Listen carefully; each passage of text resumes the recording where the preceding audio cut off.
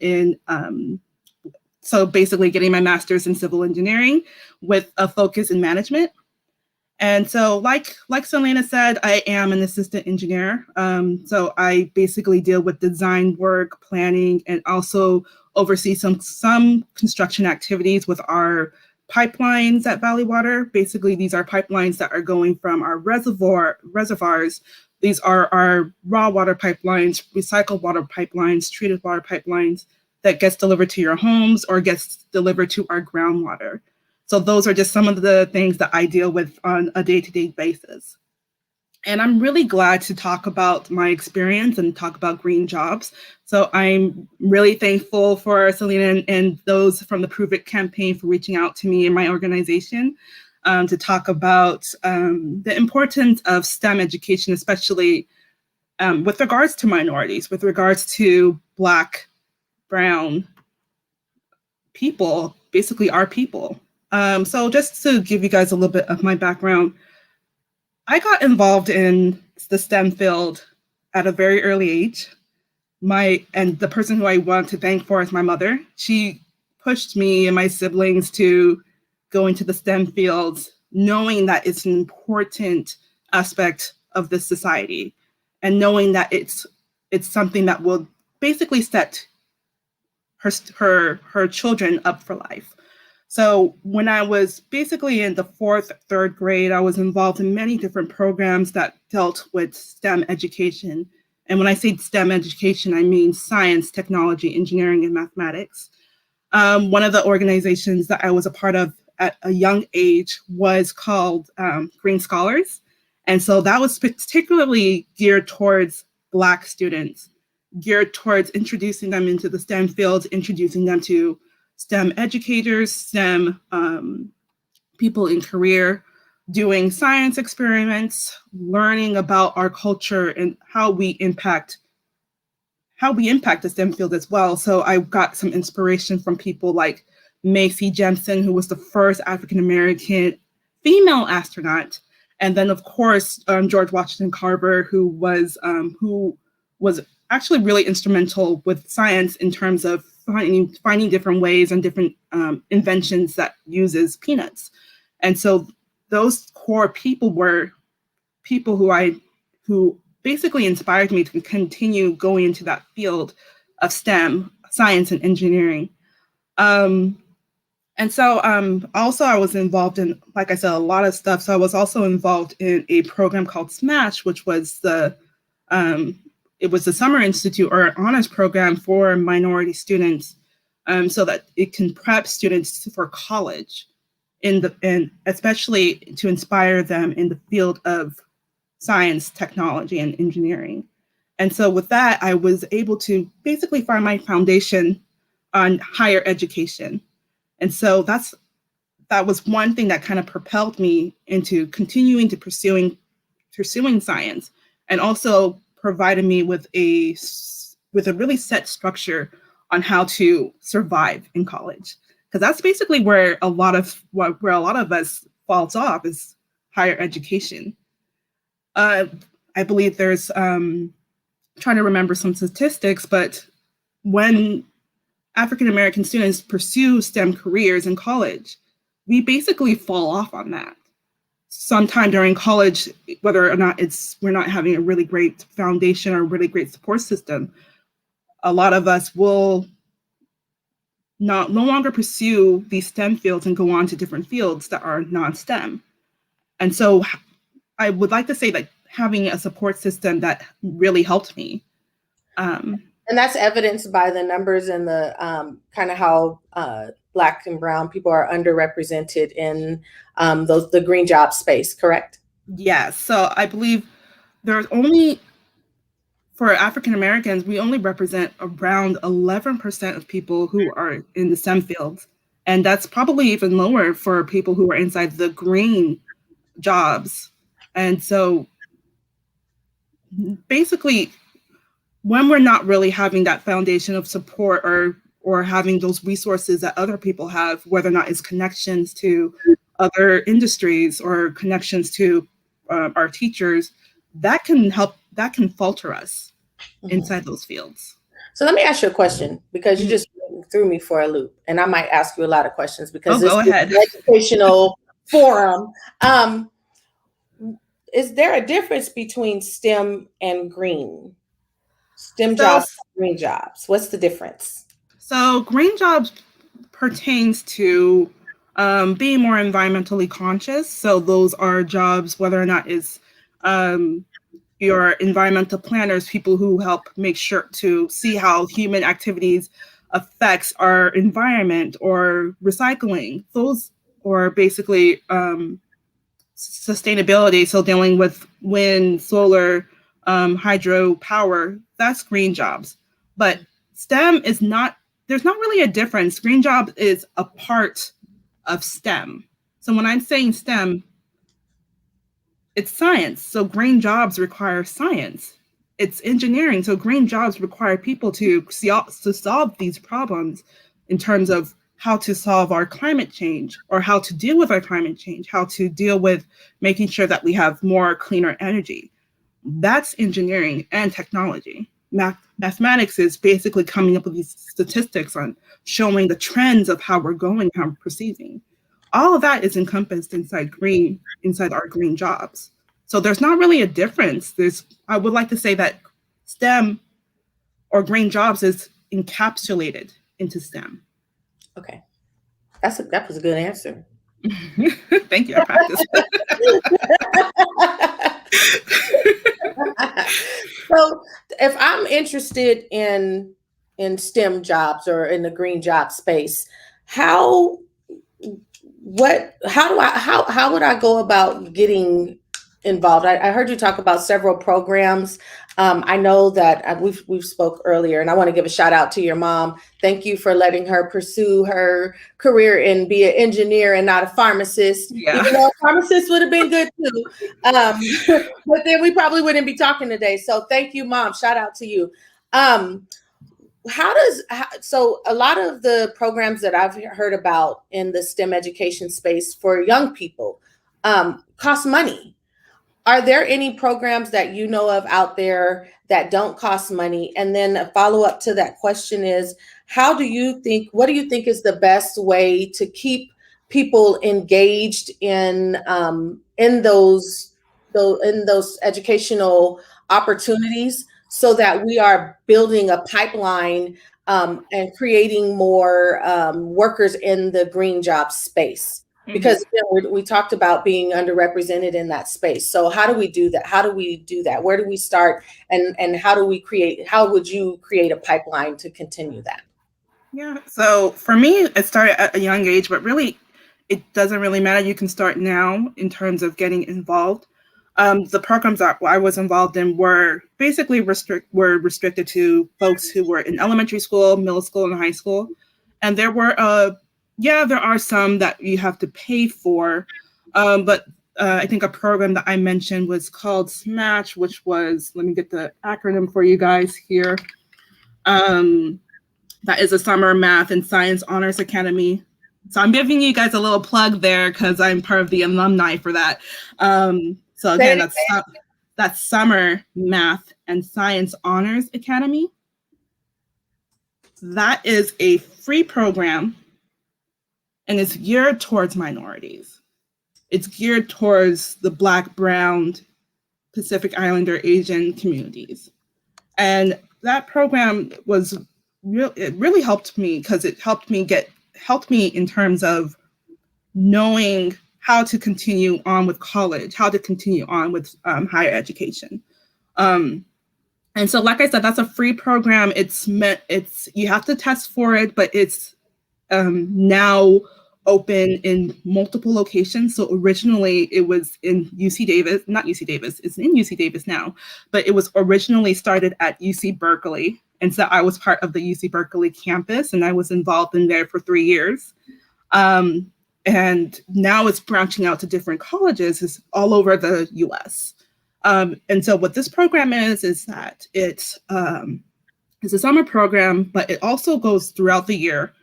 Students who are selected into it, they will stay on a university campus for, I think, about 6 to 10 weeks during the summer.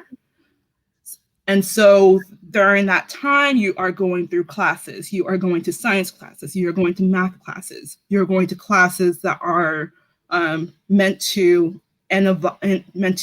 expose you to people in the STEM fields. You go to field trips to different industries. And so, yeah, I just want to plug that program in there because that is a free program for people. But it's normally starts during high school. So you're doing this for people who are out there who have kids or for people who are kids now in high school. This is a good program to get involved in, and you should try to apply for that while you're in high school. Now, we know the governor signed an executive order that California will be a zero emissions vehicle state by 2045. And so the connection here is if you're a high school student in 2045, there's going to be even before then, but right now, I mean, there's going to be some jobs in EV that open up in the electric vehicles. I almost said the wrong word. And the electric vehicles that open up a lot of jobs for our young people. Can you give us some ideas of what jobs are available in EV and then the wider STEM education or the STEM area? Yeah, so with the electric vehicles, you have to know more about like the battery powers and know how that can provide an impact to the overall performance of the vehicle and impact to the environment. So with that, the jobs that are involved in that, you have your chemists who are doing the science research and doing experiments. You have your engineers, whether or not it's your mechanical engineers, electrical engineers. And then you also have software developers. So it's not just engineering, but people who are involved in software and computers. Those are the type of fields that are really involved with the electric vehicle industry. And then I want to also plug, because without electric vehicles, without roads, you don't have like vehicle passage. So you also have, because I'm a civil engineer. So you have civil engineers, people who deal with road constructions, bridges. You have those people involved inside that one particular product. And so what's involved in that is, one, you have to have the training for it. So a lot of these jobs, whether you're an engineer or scientist, those require higher education or some kind of technical education. So a lot of these jobs will require your bachelor's degree. And like I said earlier, within the Black community or Black students, we tend to fall off on that because we go into these majors and then we see that there's not that much support, or we see that how difficult some of these are because they require a lot of thinking. And then so sometimes without the support system in place, some of us will falter. Now let's bring them back on. Let's get them to come back on. Tell us, what is the starting salary in a STEM occupation? Give me pick yours. Yeah, I could talk to more myself, or for some people in civil engineering. I know for a lot of us, starting salaries can range somewhere between, I want to say around like $75,000 to $90,000 per year. I have friends who were involved in computer or actually software whose base salary was $90,000. These are people who went to Intel. So these are friends from college who went to Intel, friends who went to other software industries. And those are high paying jobs. And it's sad that there's not that much of us represented inside those industries. So how do we get people to take advantage? Like, is there some kind of support group, support network? Like the way I found you is that, well, you could tell us what they do at Valley Water and what they have at Valley Water. Yeah, so at Valley Water, one thing I want to really shout out is how they are really promoting diversity and inclusion at Valley Water.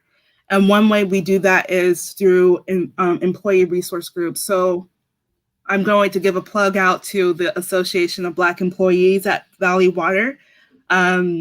We are basically a set of employees who are focus on promoting Black employees at the district, and also recognizing the struggles that we had from before in terms of employment. So having these resources, and when I say resources, these groups of people who can provide insight of what they've been through, or provide insight in terms of becoming mentors, or basically providing resources that are out there in the community, that really helps retain us at the district, or retain us not just at the district, but overall. So I want to also put a plug, 100 Black Men and 100 Black Women.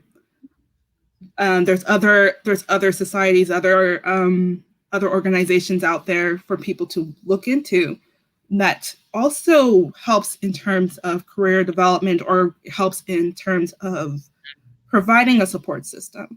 So these are places that can provide help in terms of resume building, in terms of leadership development, in terms of communication skills, providing the non-technical skills that all industries require, but also showing the importance of maintaining the course, or maintaining, or still, I want to say, the importance of us being represented in those fields that lacks us. So those, I would say that those support systems has really helped me in terms of sticking with my field and staying in my field, helping me be inspired and aspire to continue on. That's dope. I love that. I love talking to people and being exposed to people that look like me. It's just different. It just gives a different kind of feel for it. And so I want to encourage any parents out there, grandparents who are watching this stream, get your kids involved in this stuff, because I noticed too, in the education system in K through 12, there's a underrepresentation of us in STEM classes and honors classes. And so we need to really make sure that we are giving our students the best that we can give them, so that they can succeed and take advantage of the resources that are out there for them, and really look into, everybody's not going to be a football player or a basketball player or a doctor or a lawyer. Some people aren't going to go to college. What I love about what you're talking about, Valerie, is that you can be certificated, and maybe you don't want to do a four-year university, but you can get a certificate and still get a pretty good high-paying job in the STEM field, in EV specifically. And so I thank you for raising that point and for shining the light on that. I'm so excited. I want to give a shout out to Rick Callender for introducing us. He's an awesome man. If anybody look him up, he's a really great guy, and he's been a great mentor and resource to me. But is there anything else you want to share? And also to our audience, if you have any questions or any comments, please feel free to put them in the chat, and we will answer them to the best of our ability. But is there anything else that you wanted to say just about your experience, about STEM jobs, green jobs, anything about the energy grid? I've heard some stuff about the grid and how there's, not enough power and we're trying to figure it out, and all these different things. Is there anything that you want to kind of shine a light on? Yeah, so I would say that I'll touch back on your point on how we're not represented inside these classes. So I did a lot of AP courses in high school, and most of the time I was the only Black girl or Black person in that class. And that also goes to the time when I was at UC Davis doing my bachelor's. There were times when I was one of 3 Black people in a class, or one Black person in a class. So really shows how somewhat sad it is that there's not that many of us represented inside those education sides. But then to talk on the terms of going back to the electric vehicles and green jobs, I would say that I was trying to do like a little bit of research here and there. So I wasn't sure if a lot of us are aware. I'm talking about the federal side of basically our current administration. So Biden's infrastructure plan, which is going to, which is a $3 trillion plan to improve our infrastructure. And it's also meant to incorporate or introduce, I believe, around $10 million, not $10 million, 10 million new jobs dealing with the STEM field and green jobs. And so, yeah, so there is a lot of job openings coming up in terms of the STEM field, and also in terms of, and when I say STEM field, that also includes green jobs as well. So, yeah, there are a lot of opportunities. It's just that we have to be proactive in trying to reach out for those. Exactly. I know the state of California also put, the governor has a large budget item that he presented in the May revise, or proposed in the May revise, towards the clean cars and clean air and zero emission vehicles. And we're preparing to hit that 2045 mark. So people, pay attention. This is coming. We have to be a part of this conversation. If they say you can no longer drive a combustible engine a car, what are we going to do? We have to be a part of these conversations and look at the policies that are being introduced, and make sure that we're there to say, wait a minute, this is going to impact my community. Because I'm going to be honest, driving through different parts of Sacramento, I've never seen a charging station in a hood. I've never seen one.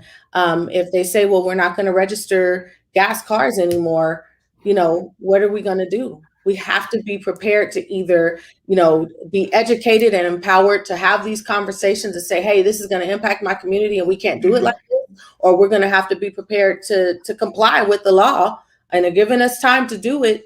2045 seems like a long ways. I mean, it's 20, how many years? 23 years did we say it was? I don't know. I'm not a math major, but it's 20 plus years away. And so we need to really be sure that, we're a part of this conversation and that we're educating our community about these opportunities that are coming available, and the policies that are being implemented. Looks like we have a couple of more minutes. I don't have anything else. Do you have anything else that you want to say? Do you want to admonish the people to... I'm not admonishing. Don't want to admonish. I just want to encourage. I'm just going to use the word encourage instead. Encourage people to look out for those opportunities. Encourage parents, whether or not you have to be a helicopter parent or whatever, to get your kids involved. Again, I know I only talked about the programs I did, but there are other programs that might be free. I think there was one I think I told you, Selena, that was Upward Bound. I think that's a federal, that's another program that can help kids, not just in the STEM field, but also to help support them to be aware of the college life and college expectations. But there are many other programs I'm pretty sure that are free out there for people to take advantage of. It's just that we're not really exposed to them. So my final words is just, to be on the lookout for new opportunities and be aware that we need to have a seat at the table as well. And in order for us to have a seat in the table, we have to be pursuing those goals, pursuing those majors. So those are my final words. Sorry, my glasses are falling off because I'm so passionate, but but just want to say thank you. Thank you, Selena, for inviting me on this topic. So thank you. I love it. Thank you for accepting the invitation. And with that, we will see you guys next week for our next Green Bag Luncheon. We will be talking about rider and car acceptance and charger anxiety, which is a very serious challenge that we need to be discussing. So get involved. We're going to educate. We're going to empower, and we are going to engage and make sure that we have a seat at this table so that we can also be a part of the policies when they are being discussed, not after the fact. So thank you for joining us. We will see you next week and have a great weekend. Bye-bye.